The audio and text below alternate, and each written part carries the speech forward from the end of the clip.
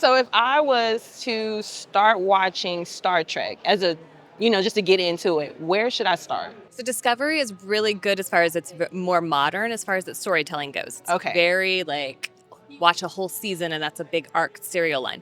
But if you kind of want to get into it light, start with Lower Decks. It's all Star Trek, and there's tons of jokes for people who have been in it forever. But it's a cartoon and it's a comedy, and they put a whole episode into 27 minutes or something like that. So wow. it's a good kind of gateway into it. Okay, because that's what Very I'm looking light, for. very fun, but you'll kind of learn the language, you'll learn the people and things like that.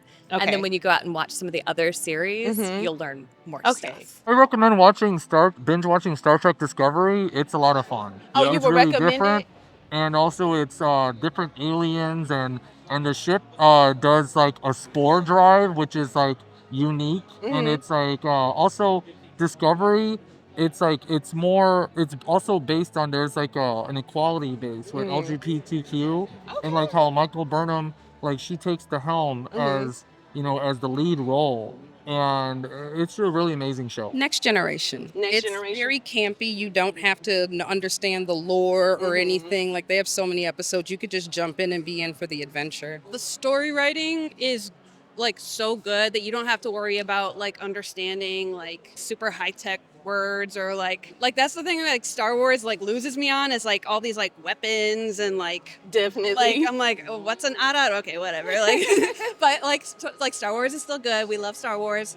Star Trek, it's all about the story. Yes, Next Generation. It's scientifically sound. They do an episode of a planetary nebula, and when a star explodes, it blows like a rainbow, kind of a circular emission out.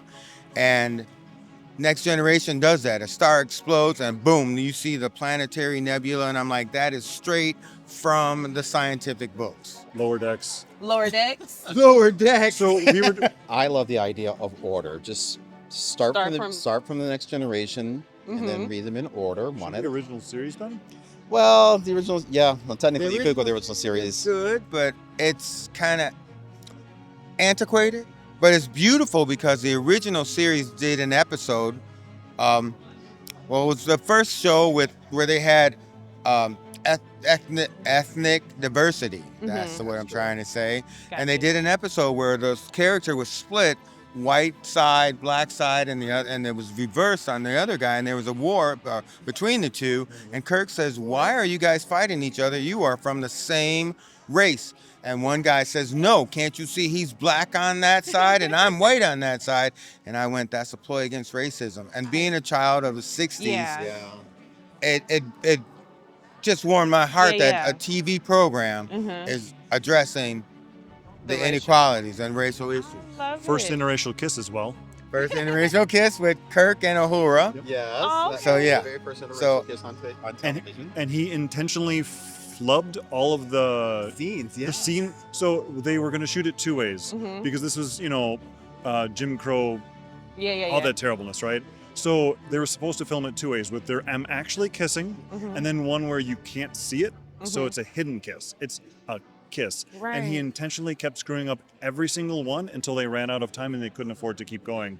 So they had to only have the one version Of the kiss. So down south, they didn't have a choice. If they wanted to air it, they had to show the kiss. Star Trek never set out to try to tell you what to think. It just taught you there are so many different ways in which to think.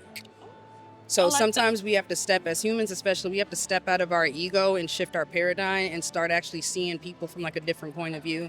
And that's one thing I love about Trek. Well, you definitely got me intrigued.